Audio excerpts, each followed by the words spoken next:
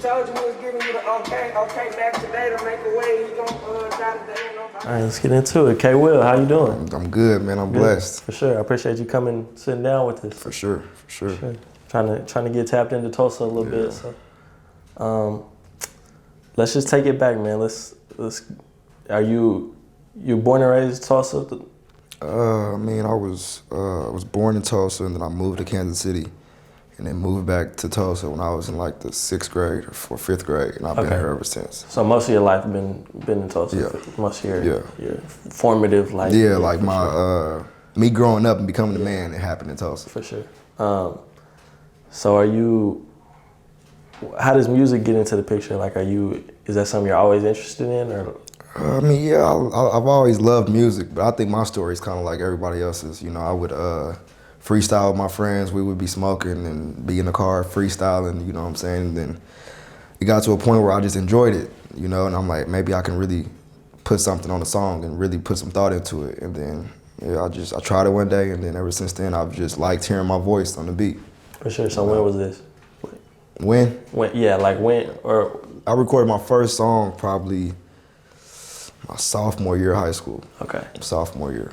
And then, so at what point were you like, I mean, there's a difference definitely between like jumping in the studio and kind of trying to rap, you know what I mean? So when did that happen? I took it serious probably when I met June. Okay. When I met June, me and him, I noticed the talent that he had, you know, and we was on the same page, you know, like we wanted the same things, we wanted to accomplish the same things. So he kind of made it easier for me to start to take it serious, because I had somebody else taking it serious with me. For sure. So how long have y'all been knowing each other? We've been knowing each other. We've been knowing of each other for about 3 years, but on a personal level, I say about 2 years. Okay. So how did that relationship come about? Like his cousin, Lil A, his cousin. Me and her was real close at first, and then she was also a rapper on the music scene, and then. June had a studio at the time, and that's where she went to record. So she took me to the studio, and then I was working on a song, and he was like, I guess it didn't sound good, so he was like, hey man, just come back, you know. So I came back, and it was just me, and then that's when we just started talking, you know. And so, yeah. For sure. So how does that go? How does that relationship turn into what's now like? We'll talk about what TFG is first. TFG is Trail Forever Gang, and that's his cousin who was killed in probably about 2017, 2016. So that's just, it's a family, it's a movement, you know what I'm saying? So it's pretty much just trying to keep his name alive, you know?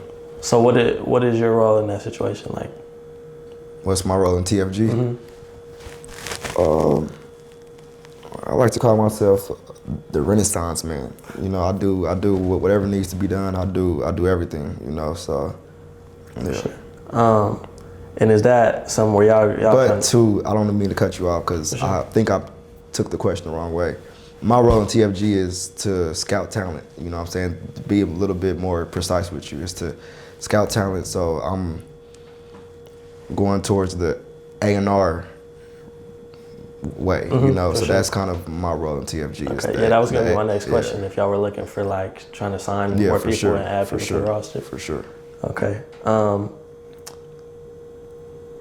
So also, I mean, well, let's get into the apparel. So y'all started your own clothing line also. Yes, sir. So talk about how that came about and what the vision is for that. You know, we just started realizing the impact we had on the culture here. You know, whenever we would do shows and see the shows is sold out, you know what I'm saying? So we're like, man, if we got this much control, we might as well go ahead and try to capitalize off of it, you know? And it's no reason why we should have this much control and nobody be wearing our shirts and nobody be, you know what I'm saying, nobody be able to see it when you're walking on the street, you know? So that's kind of what we just wanted to do, is be everywhere, you know, be everywhere. So this year, most definitely, you're gonna see more TFG merch, for sure. For sure. What does that feel like, man? Like, I feel like y'all are the face of Tulsa, the people that, I mean, we're not from Tulsa, you know what I'm saying? So, yeah, I mean, y'all are. It's definitely, sometimes it gets overwhelming, but this is what we wanted to do. Like 2 years ago, before everything took off, but when we first started, we told each other, we was like, if we can get Tulsa or Oklahoma to love us, which is probably the hardest thing to do, to get Oklahoma as a whole to love you. You know what I'm saying? We was like, if we can do that, we can get the world to love us. So that was our plan, was to get Oklahoma to fall in love with us, and now we trying to take over the world. But it's overwhelming, but at the same time, I feel like it's nobody better than us to do it. You know, I feel like our intentions are good. Where we want to take it is good. It's like we're not misleading the youth. You know, we're not putting on this fake persona. So I feel like if anybody was to do it, it should be us. For sure. So talk about, like, because that is hard to do. Like, there's a lot of people that have been successful out of Oklahoma. It's not because of Oklahoma. Exactly. You know what I mean? Exactly. Like, they've been able to reach around some other way. So talk about how, because like Oklahoma's rocking with y'all. So talk about how y'all were able to do that. We just tried to give them something that they've never seen before. Give them something that was authentic. You know, something that is relatable. You know, whenever they see us, we want them to see a little bit of their self. You know, so if we doing it, we want them to think that they can do it. Pretty much. So we just don't want to. We just didn't want to put on this image that was too far-fetched. You know, so yeah. For sure. So you dropped a project in 2020. Let's talk about Perfect Timing. Just kind of take me through that, what the process of making that album was. Process of that was organic. I made that just because I felt like it was the perfect time. You know, it was just, it's hard to explain because that process was really organic. Like it wasn't rushed. It wasn't stressed. I just went in there and it was perfect timing. It was perfect timing. It was perfect timing. For sure. Is that where the name came from? Yeah, it was perfect timing. Yeah, for sure. It was because originally I wasn't going to put out another tape. Because like I said, I'm trying to go off onto the business side. So I wasn't going to put out another tape, but I just got that feeling, you know what I'm saying? So I was like, it's the perfect timing. So do you want to, in the future, are you going to keep working on music, or is that, what is it? I mean, my peers tell me I should, you know? My peers say I got it, but I've always wanted to be a businessman. Yeah. I feel like, and my thing is all about the impact I can make on the world, you know what I'm saying? So I just try to see the biggest way I can make an impact. If that's through business, if that's through clothes, if that's through raps, however I can make an impact is what I want to do. For sure. I mean, there's definitely a lane to do both. Yeah, for sure. It's harder to. But I feel like if I was to be a rapper and an A&R, I would be trying to compete with my, you know, sure. Just naturally, you know, so that'd be too much. And there's definitely been people that have tried to take on the business side and overdone it, you know what I mean? Like, exactly. I'm not going to name people, but for sure, for sure. For now, you have been putting out more music. So let's talk about the Closer to Dreams single that you dropped about a month ago. I like that song a lot. Appreciate it. It's on our playlist. I'm pretty sure. But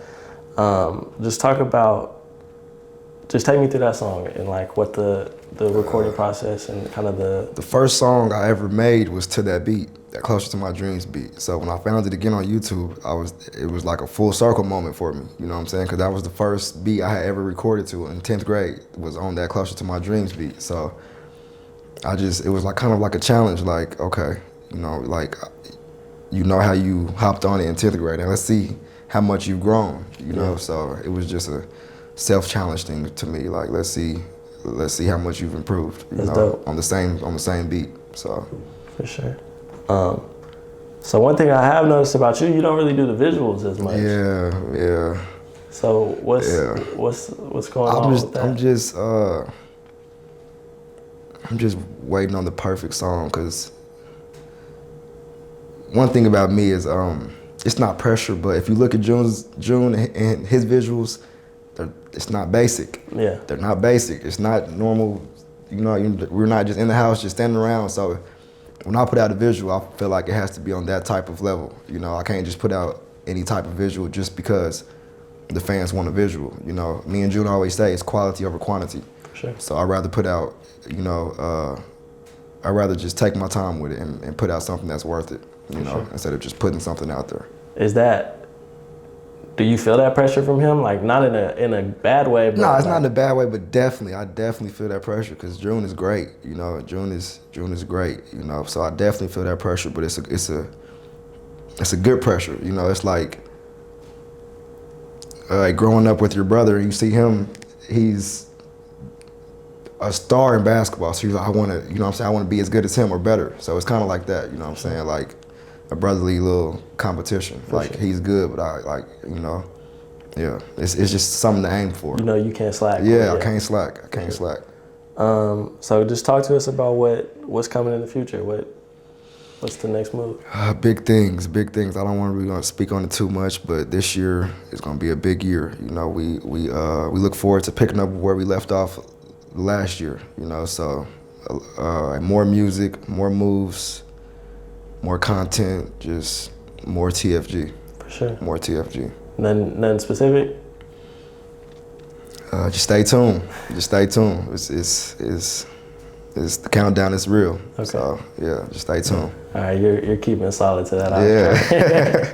For sure. Man, I'm excited. I think y'all are poised to do a lot. You know what I'm saying? Appreciate for sure. it. So I'm excited to see what y'all can come up with and where y'all can go. So I appreciate you coming to sit down with us. For sure. Like I said, so you know, best of luck to y'all, and hopefully we can do this again soon. For sure, man. Anytime. Hey, it's your boy K WIL, man, TFG official, and I'm giving you the OK.